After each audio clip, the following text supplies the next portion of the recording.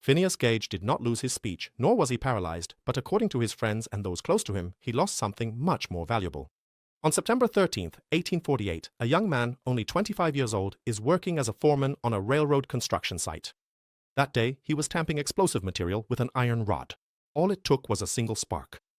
The explosion turned the rod into a projectile. Nearly 110 centimeters of iron pierced straight through his skull. The rod entered under his left cheek, passed through his skull, and exited at the top of his head. And that should have been the end of the story.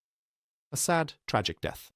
But the strangest thing was that, according to eyewitness accounts, the man was able to speak, as if his body refused to acknowledge that something terrible had just happened.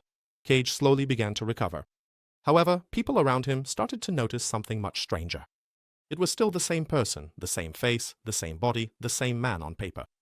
However, according to his acquaintances, the man who had previously been a very calm person suddenly became extremely impulsive, more vulgar, and less predictable.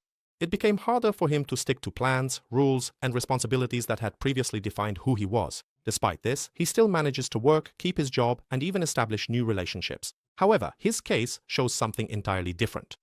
Something that science had completely overlooked until now. Character, self-control, impulses. These were not just traits of the soul. They were physiologically encoded parts of our brain.